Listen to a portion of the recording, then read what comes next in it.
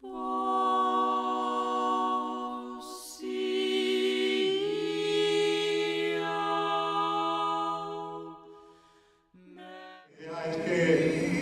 solo el edificio, sino toda esta parcela está vinculada a un espacio agrario. Las posibilidades que tiene son muchas, con universidad, con científicos, con quien sabe de esto precisamente, y Julia es una de ellas. Julia, doctora en biología, directora de la Fundación Nueva Cultura del Agua, yo creo que es una de las grandes científicas de la región, si no la sabe mejor en estos temas, y nos va a hablar de biodiversidad, de los significados con relación al ecosistema, que es la huerta, y al ecosistema humano que sabemos desarrollar en torno a ella.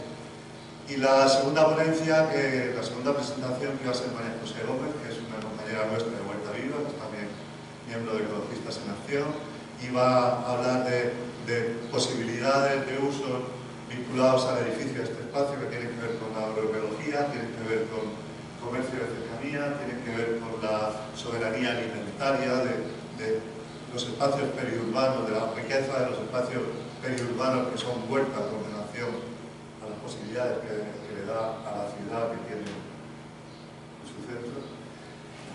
Con esto ya está la presentación. A partir de ahora le voy a dar la palabra a Julia, que nos va a hablar de ecosistema, la biodiversidad y servicios ecosistémicos de los regadíos. Simplemente decir que la Huerta de Murcia pues, forma parte de un sistema más general, que son los regadíos mediterráneos tradicionales, y que llevamos una serie de años en los que se están afortunadamente redescubriendo y se está poniendo en valor estos agropaisajes, que son uno de los más característicos, y tenéis algunas publicaciones científicas que se han hecho a nivel internacional donde aparecen precisamente las huertas de Murcia, los sistemas de huerta, como un tipo de agropaisaje bastante escaso en el conjunto europeo. Es decir, que las formas tradicionales de gestión de gestión agraria han ido generando en cada territorio sistemas propios, ¿no? Bueno, pues la Huerta de Murcia forma parte de ese otro sistema propio, que es los regadíos tradicionales, ¿no? Los regadíos tradicionales, una de las señas de identidad es que han demostrado que son muy sostenibles, y de hecho han llegado hasta nuestros días. Algunos de ellos tienen casi 2 milenios de historia, ¿no?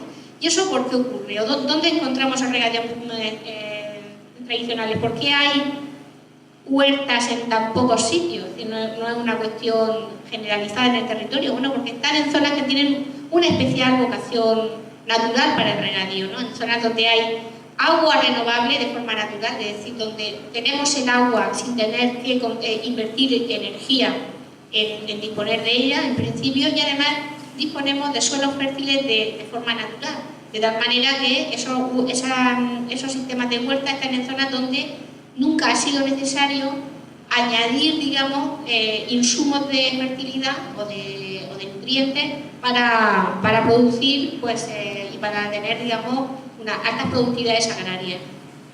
Esto es lo que ha permitido que se mantuvieran hasta nuestros días. Es decir, la prueba del algodón de que estos sistemas han sido sostenibles es que han llegado hasta ahora, después de 2000 años en algunos casos de existencia. Cuando generamos un sistema de huerta es realizar unas pequeñas modificaciones para que ese sistema, que en sí es muy productivo porque el suelo es muy fértil y porque hay mucha agua, lo que hacemos las poblaciones humanas es apropiarnos de parte de esa productividad para generar cultivos de uso de aprovechamiento humano. Pero el aprovechamiento humano es pequeña, lo que ocurre es que lo que tenemos es una muy buena integración ambiental y ecológica. Entonces lo que tenemos son muchos valores añadidos, mucha funcionalidad ambiental y prácticamente ningún efecto ambiental negativo. Incluso puede ocurrir que determinados servicios, determinadas funciones ambientales mejoren. Por ejemplo, entre lo que es una crecida fluvial o un desbordamiento ocasional de lo que es una inundación. Los desbordamientos y las crecidas fluviales forman parte del régimen ecológico del río. Si no tenemos crecidas fluviales, no tenemos un río. Ahora, lo que tenemos que hacer es ser capaces de gestionar esas crecidas fluviales de tal manera que se minimicen esos daños, pero tengamos el máximo de beneficio, por ejemplo, con esa alta fertilidad de los suelos, ¿no? Luego diferenciar un poco el aspecto más negativo, lo que es la inundación, cuando tenemos, por ejemplo, las zonas inundables ocupadas por edificios, etcétera, de lo que es un fenómeno natural y además deseable, necesario, como es la crecida fluvial o incluso el desbordamiento ocasional en zonas en este caso, de huerta. Otro valor ambiental importante es que estamos en territorios áridos y semiáridos, y estos sistemas de regadío tradicional mediterráneo, no solamente la huerta de Murcia, sino la huerta de Ricote y otras huertas de este tipo, funcionan como oasis. Y de hecho hay iniciativas a nivel internacional, por ejemplo redes de oasis, y por ejemplo estoy recordando que los sistemas de riego tradicional en un sitio como Baja California Sur, en México, se llaman los oasis de Comondú, y ese oasis en realidad son pequeños huertos asociados a un cauce que en algunos casos se llega a secar.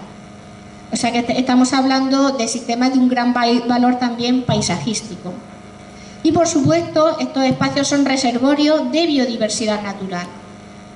Por supuesto, son reservorios de biodiversidad de variedades de cultivo, en los que podríamos entrar con toda esa riqueza enorme de variedades, en algunos casos de cientos de variedades de tipos de todos los cultivos, tanto de hortalizas como de frutales, acumulados a lo largo de siglos. Muchos dicen que los sistemas de regadío tradicional son sistemas barrocos. ¿Por qué se llaman sistemas barrocos? Porque tienen, si habéis visto alguna vez, la arquitectura barroca es una arquitectura que no es de líneas simples, sino que tiene mucha riqueza ornamental, ¿no? Mucha riqueza decorativa. Bueno, pues las huertas tradicionales, desde el punto de vista de la biodiversidad de sistemas cultivados, o sea, de variedades cultivadas, también son barrocas porque van acumulando todas las variedades que a lo largo de los siglos pues, se han ido introduciendo, y que muchas de ellas no han llegado a desaparecer, aunque estén de forma marginal. Pero dejando aparte esa variedad o esa biodiversidad de variedades de cultivo, centrando en lo que sería la biodiversidad silvestre, bueno, tenemos muchas especies que encuentran un lugar idóneo en las huertas y también en las acequias, en todo lo que son los ambientes riparios. Entendemos por ambientes riparios pues el río, los bosques de ribera y en general toda la vegetación asociada a todo este sistema, digamos, de cauce y de sistema de riego, ¿no? No vamos a entrar porque además vosotros conocéis mucho mejor que yo la huerta y seguro que tenéis muy claro pues esa cantidad, digamos, importante de especies, tanto arbóreas como arbustivas, ¿no? De olmos, de sauces, de almeces, de taráis, también especies, digamos, introducidas, pero que se han incorporado perfectamente, como pueden ser los plátanos de sombra, y en el estrato arbustivo pues especies que los que seguramente todos estamos pensando que podríamos hablar mucho más, como las madreselvas o como las lapas o como los saucos y otras muchas. Incluyendo también especies que son estrictamente ligadas a los ambientes acuáticos, ¿no? Como la cola de caballo, como la parietaria y por supuesto como carrizos, cañas y otras, ¿no? Hay también especies que han sido cultivadas pero que se han naturalizado, digamos, y que tienen ya una vida, digamos, independiente del propio cultivo y que están perfectamente integrados en este paisaje, de manera que lo que tenemos es un paisaje vegetal enriquecido. Esa transformación a huerta no solamente no ha supuesto una merma de la biodiversidad original, sino que realmente lo que hay es, muchas veces hay un incremento, hay un óptimo en esa biodiversidad. Es decir, lo que hemos hecho ha sido incluso aumentar con un cierto nivel, digamos, de aprovechamiento agrícola. Lo que hemos hecho es enriquecer ese paisaje vegetal, ¿de acuerdo?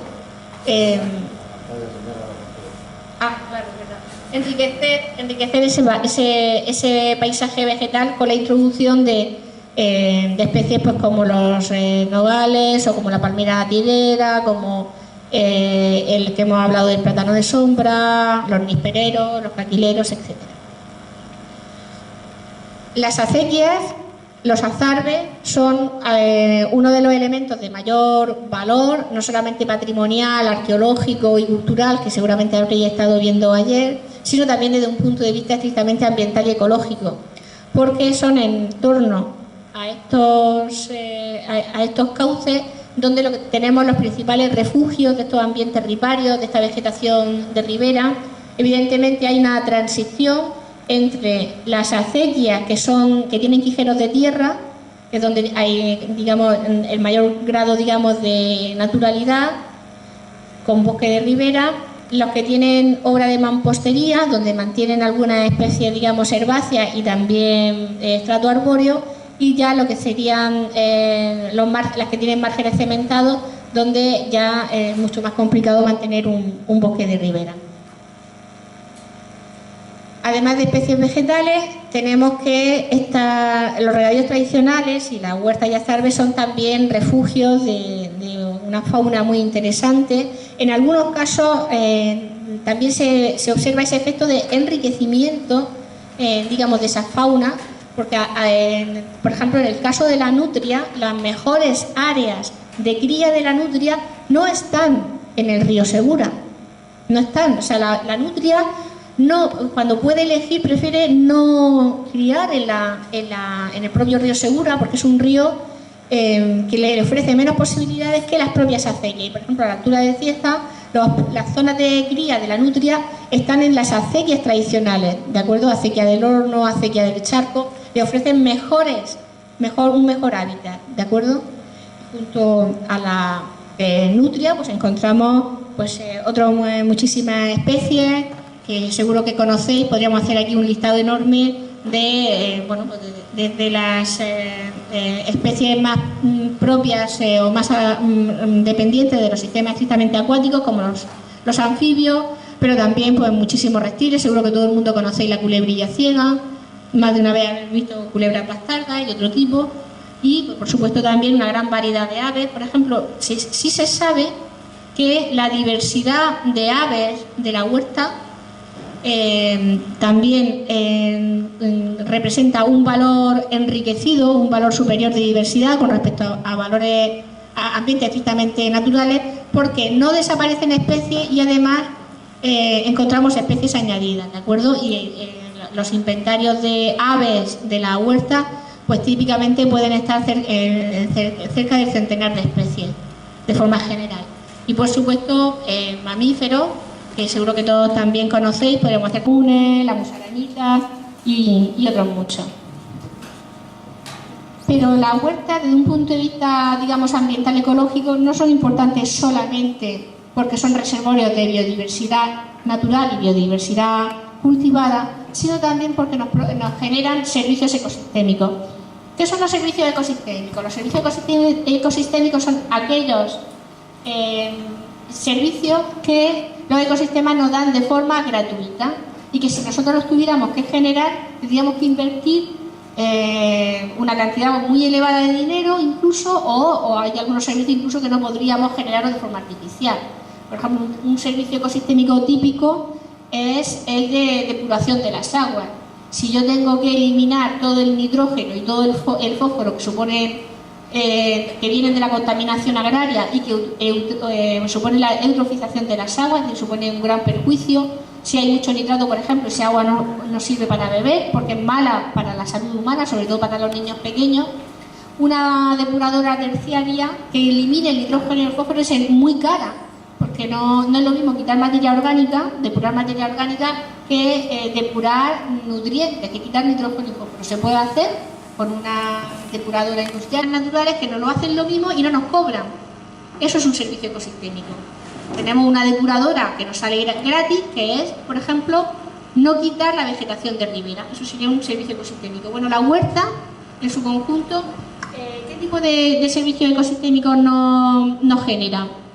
En primer lugar, lo que nos está haciendo es que nos aporta un suelo fértil, que es un tipo de recurso no renovable, que es además muy escaso. España es uno de los países donde más escaso es este suelo fértil de forma natural. Tan solo un 7% de nuestro suelo tiene esta alta fertilidad natural, y ahora a eso no le damos importancia porque vivimos en la era del petróleo, donde es muy barato aportar fertilizantes a la tierra, pero eso puede ocurrir que desaparezca a corto o medio plazo conforme el petróleo esté siendo menos disponible, y por lo tanto vamos a empezar otra vez de nuevo a valorar como un recurso irreemplazable el contar con suelo que de forma natural, sin aportar nada y sin gastarnos un euro, son fértiles y generan productividad, sobre todo porque esos suelos no abundan, esos suelos son muy escasos.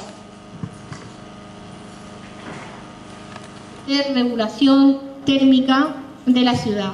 Las ciudades sufren un efecto muy conocido, que es el efecto isla térmica, que supone una elevación de la temperatura con respecto al entorno, que depende, pero puede ser de 6 o más grados en función de lo que está rodeando la huerta de Murcia. Ahora mismo en Murcia tenemos un efecto isla térmica, pero ese efecto isla térmica está en parte minimizado, en parte suavizado por la huerta de Murcia, que todavía sigue existiendo y que todavía nos queda. O sea, no es verdad que la huerta esté muerta, y de hecho la que hay, la que sigue quedando, está ayudando a suavizar el efecto de isla térmica, las puntas de calor y de sequedad ambiental de la ciudad. Si desapareciera la huerta que tenemos, el efecto isla térmica se dispararía y tendríamos unos veranos muchísimo más invivibles de lo que ahora mismo podamos tener en algunos días puntuales. Luego eso es fundamental. La calidad de vida y el confort en la ciudad dependen de mantener, incluso de mejorar la cantidad de superficie verde que tenemos. Esa superficie verde está todo el tiempo evapotranspirando. No sé si habéis estado en Isla Mágica, en Sevilla y en algún otro ambiente. Bueno, ¿habéis estado alguna vez en el Baobar? En este bar que hay aquí. ¿Qué hace el Baobar para bajar un poco la temperatura? Tiene unos sistemas de microaspersores. ¿Por qué? Porque cuando esa mayor humedad que está continuamente evaporándose, baja la temperatura y mejora el confort ambiental. Bueno, pues la huerta es ese microaspersor del Baobar, pero para el conjunto de la ciudad.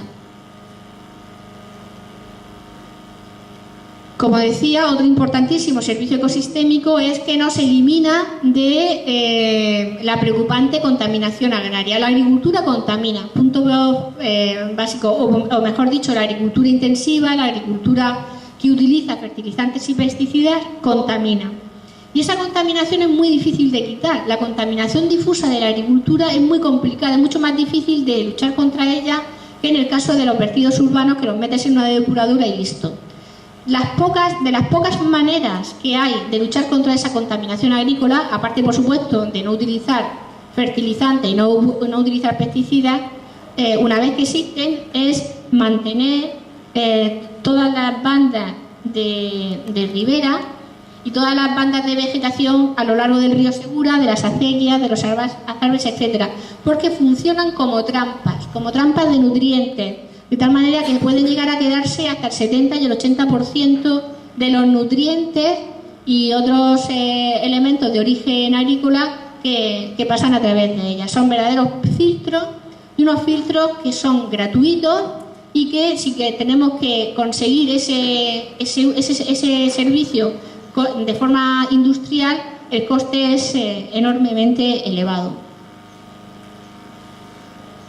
Las acequias, insisto, tienen un papel de privilegio, por lo que hemos dicho inicialmente, de aspectos de valores ambientales y de biodiversidad, porque son los hitos también paisajísticos. Uno ve la huerta, pero sobre todo ve el hito que supone el elemento lineal de la acequia, del azarbe que la atraviesa, y luego además porque son también elementos fundamentales también a nivel microclimático. Es decir, que son especialmente estas zonas donde se concentra la mayor evapotranspiración y donde funciona ese sistema, digamos, de bombeo de forma preferente y generando espacios microclimáticos que además ayudan a mantener fresca el agua, y eso a su vez genera una cascada, digamos, de beneficios a otras especies y demás. Sabemos que la huerta de Murcia se está transformando, se viene perdiendo, más que transformando, estamos sufriendo un proceso de destrucción de la huerta de Murcia y en general de los regadíos tradicionales desde hace ya unas cuantas décadas, y hay que llamar la atención del hecho de que en España no solamente es uno de los países de la Unión Europea donde tenemos menos cantidad de suelo fértil, menos cantidad, otros países tienen más, pero nosotros tenemos muy poquito, solamente un 7%, y justamente el país donde tenemos menos suelo fértil Resulta que somos el país que estamos destruyendo el poco suelo fértil que tenemos a una mayor velocidad en toda Europa. Y eso es muy preocupante, sobre todo cuando nos demos cuenta de que el petróleo no va a durar siempre y cuando nos demos cuenta de que esos suelos que tenían fertilidad de forma natural los vamos a necesitar y lleguemos a darnos cuenta de que lo hemos perdido, de que lo hemos destruido para siempre por su transformación urbanística y por infraestructura.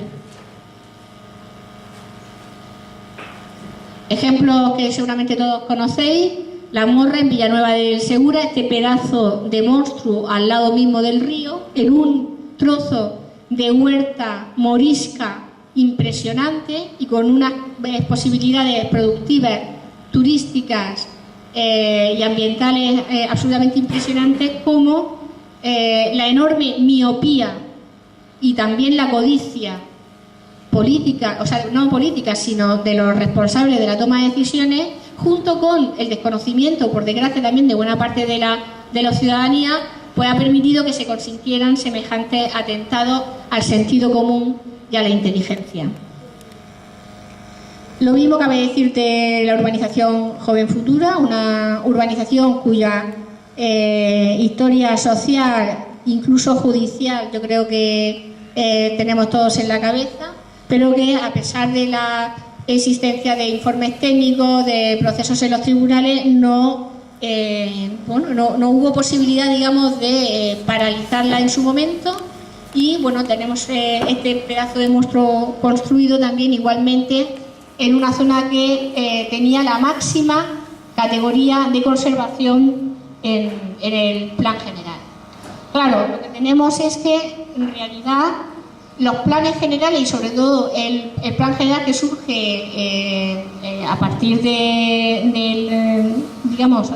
1995 no ha servido para conservar la huerta. No solamente no ha servido, sino que ha favorecido la destrucción de la huerta. Mirad, a partir de distintos trabajos científicos y modelos matemáticos, la línea azul representa entre el año 1995 y el año 2007 lo que hubiera sido la pérdida de la huerta de Murcia siguiendo la tendencia histórica de las décadas anteriores. Y eso era ya preocupante. En el año... esto fue publicado en un artículo científico, en una revista internacional, donde decíamos, es muy preocupante y si no hacemos nada, la huerta de Murcia se va a seguir perdiendo. Y esto era el escenario preocupante que en ese momento publicamos a nivel internacional. ¿Qué es lo que ha pasado? ¿Sirvió esa llamada de atención para intentar frenar el problema y no perder esta huerta? No, es que resulta que lo que hemos perdido es todo esto. Hemos duplicado la pérdida de huerta en 2007 con respecto a lo que había previsto si no se hacía nada. Es que sí se ha hecho, pero no se ha hecho para conservar, sino que se ha hecho para destruir. Y lo que se ha hecho han sido distintas modificaciones en los instrumentos de planificación urbana y del plan urbano, de tal manera que si partíamos de cerca de 8.000 hectáreas en la aprobación inicial como suelo huerta protegida, nos hemos quedado con casi la mitad pues en el momento en que las últimas modificaciones a la ley del suelo han tenido lugar. En medio de todo esto podemos hablar de proyectos concretos totalmente irreversibles. Y hay una pregunta en el aire, es decir, ¿cuánto vale perder una huerta y un sistema de riego que tiene más de 1000 años de antigüedad? ¿Cuánto vale eso? A mí no me lo han explicado, no sé si a ustedes alguien se lo ha explicado, ya ha sacado las cuentas de cuánto vale eso y ya ha pagado por eso. Yo creo que eso tiene un valor que no es fácilmente mensurable en euros y que en todo caso nadie ha cuantificado y desde luego nadie ha puesto un solo euro sobre la mesa por eso. O cuánto vale mantener la identidad colectiva y la intimidad personal de mantener los territorios en los que nos hemos criado, en los que hemos jugado, o donde nos hemos bañado, o donde hemos paseado. ¿Eso cuánto vale? ¿Cuánto vale destruir nuestro patrimonio individual? ¿Cuánto vale destruir nuestra identidad personal?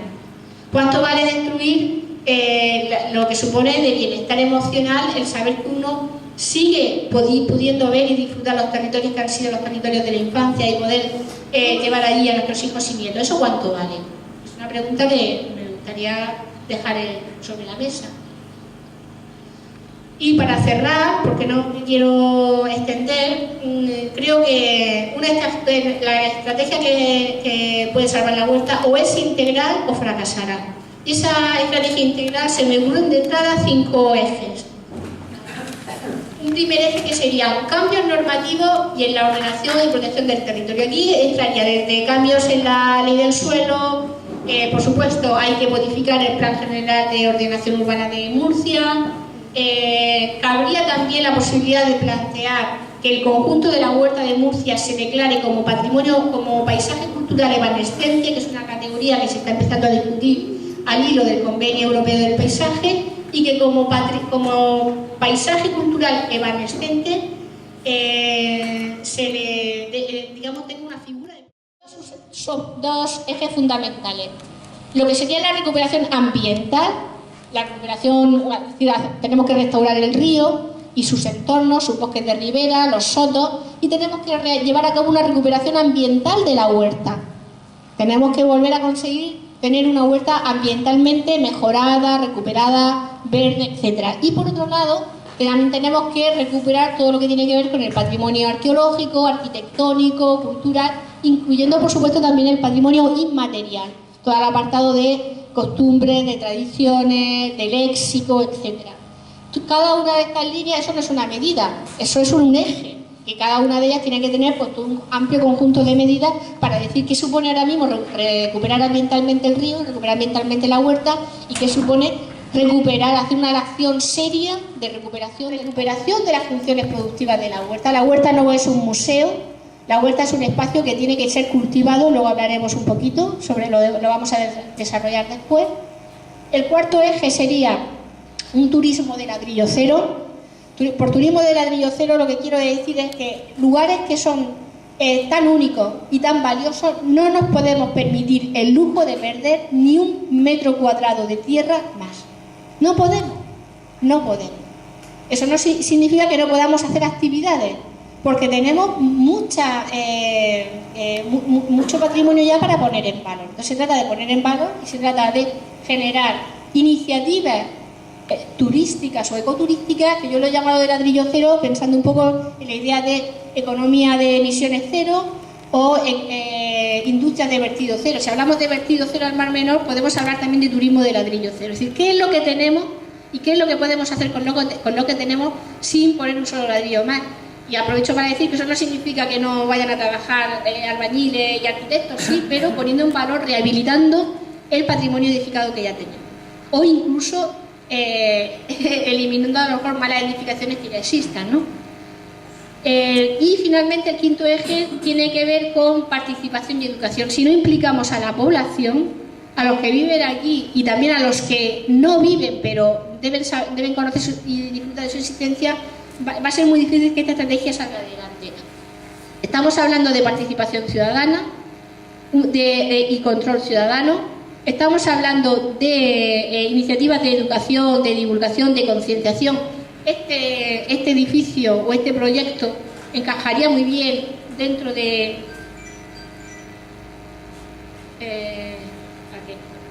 encajaría muy bien, digamos, tendría un papel importante en esta labor de educación, divulgación, concienciación, y un poco también en la última, aunque esta estaría más en entornos, digamos, en ese sentido más profesionalidad, que evidentemente continuar con la formación y con la investigación, tesis doctorales y otras muchas formas, digamos, en las cuales pues, los centros de investigación, las universidades pueden contribuir al conocimiento y a partir de este conocimiento enriquecer la educación, la divulgación, pero también aspectos, digamos, en ese sentido, digamos, más productivos, como puede ser, por ejemplo, la puesta en valor de la función productiva de la huerta.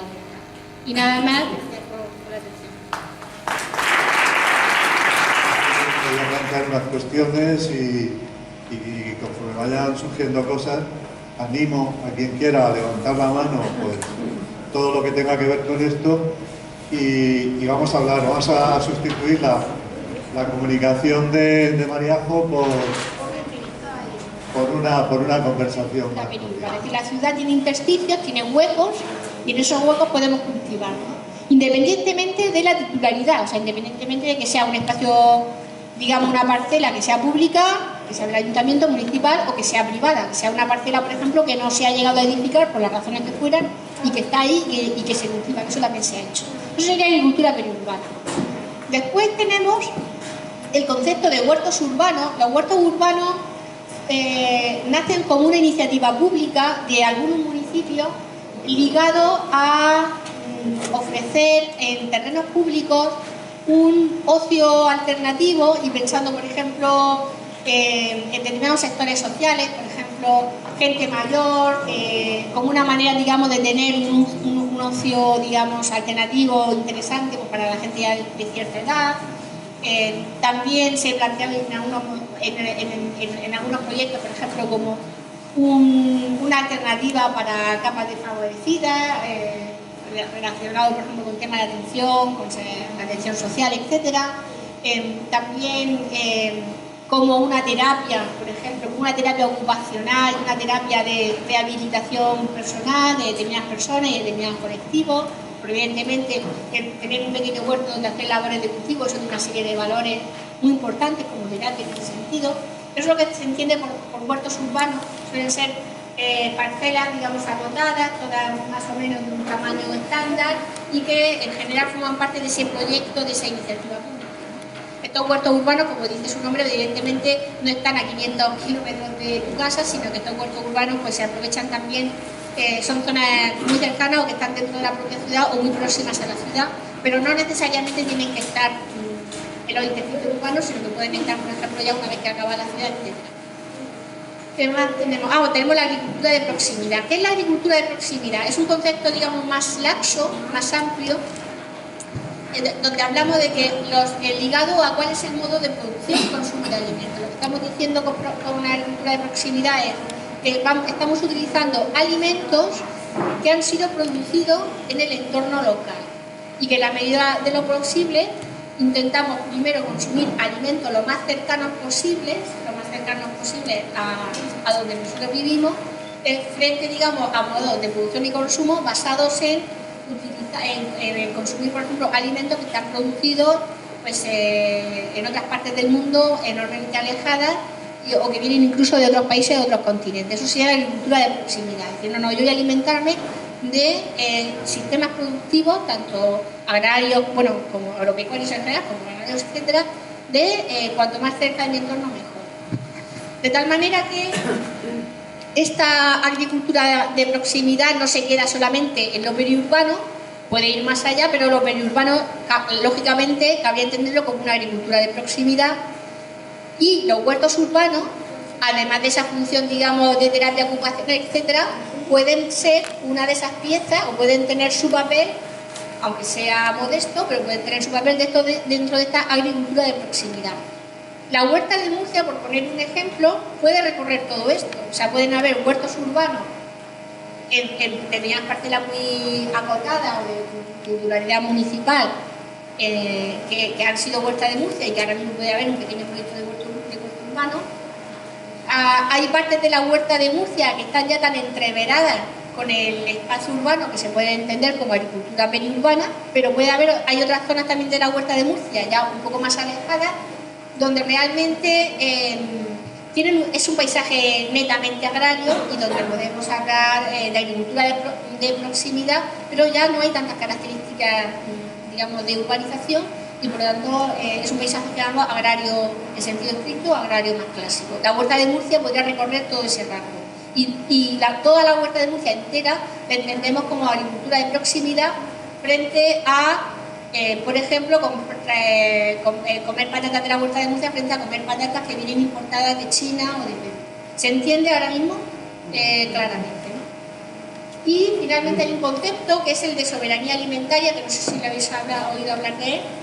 La soberanía alimentaria estaría ligada a este concepto más amplio de agricultura de proximidad, a más cosas, pero respecto a lo que estamos hablando, la soberanía alimentaria apoya la agricultura de proximidad frente a estos modelos más globalizado, digamos, de comercio mundial que... Me gustaría lo que has contado antes y esto que has contado ahora, o sea, qué relación y ventajas que tiene este tipo de actividad. Un poco todo y que es lo que más nos interesa porque sería un poco el ámbito huerta de Murcia en general. La agricultura de proximidad tendría claras ventajas desde un punto de vista ambiental. Por ejemplo, cuando estamos consumiendo productos agrícolas que vienen desde miles de kilómetros, eso significa que estamos generando colectivamente una enorme huella de carbono, porque estamos contribuyendo a las emisiones y por lo tanto estamos contribuyendo al cambio climático a través del transporte de esos alimentos. Además, es un tipo de agricultura que en origen es una agricultura para exportación, es una agricultura que además de impactos sociales en los que no voy a entrar, ¿no? Porque normalmente las condiciones laborales son pésimas para sacar esos precios tan bajos. Son agriculturas que están basadas en altos insumos de energía en origen, pero después además a eso hay que añadirle el transporte. Y ese transporte, en barco, en avión, en camión, genera unas cantidades enormes de toneladas de CO2 y por lo tanto de huella energética, de huella de carbono y de contribución al cambio climático. Cuando consumimos alimentos de esa agricultura de proximidad, esa huella energética de nuestro consumo es muchísimo más baja y por lo tanto es una agricultura más sostenible, más responsable en la mitigación del cambio climático y con toda esa serie de ventajas adicionales. Hay más ventajas ambientales, por ejemplo, de conservación del patrimonio, de conservación del paisaje. Simplemente hago referencia a lo que he contado ya en mi charla, que no repito ahora. Pero además de estas ventajas ambientales, hay también ventajas para la salud. Un tomate puede estar igual de contaminado por pesticidas viniendo de China que producido aquí, pero aquí si optamos por una agricultura de proximidad es mucho más fácil, o estamos hablando por ejemplo de un lácteo, ¿no? Es mucho más fácil que agricultores y productores locales nos pongamos de acuerdo, por ejemplo, para tener yogures de calidad, procedente de la agricultura ecológica, donde haya un control en cuanto a la calidad para la salud del producto, mientras que es mucho más difícil imponer sistemas de producción a Nestlé, por ejemplo. Va a ser mucho más fácil que nos pongamos de acuerdo productores y consumidores en una agricultura de proximidad que el que nosotros los consumidores seamos realmente capaces de imponer o de negociar qué clase de alimentos queremos consumir, que se lo podamos imponer a grandes multinacionales como puede ser Unilever, como puede ser Nestlé, que al final son las que dominan, o sea, no sé si lo sabéis, pero de las 10 multinacionales más grandes del mundo, y por encima de Microsoft se sitúan, me parece, hay una o dos multinacionales del sistema de control y producción de alimentos, por encima de Microsoft, incluso por encima de algunas grandes petroleras. Es decir, estamos hablando de unos emporios que escapan, por supuesto, al poder de los gobiernos clarísimamente y evidentemente al poder de los consumidores también. ¿Manera de desconectarnos de eso? Pues la manera de desconectarnos de eso es optar por esa agricultura de proximidad, donde sí que es más fácil que productores y consumidores acordemos qué clase de alimentos queremos producir y consumir. Y finalmente, hay también claros beneficios sociales. ¿Cuál sería el principal beneficio social? Que la agricultura intensiva basada en la exportación y basada en la explotación laboral lo que hace es optar por una intensa mecanización y muy pocos puestos de trabajo, y el resultado son sueldos precarios y una gran proporción de paro o de población subempleada. En cambio, una agricultura, digamos, de calidad es una agricultura artesanal y que necesita una gran cantidad de mano de obra, pero evidentemente de mano de obra especializada y basada en el conocimiento.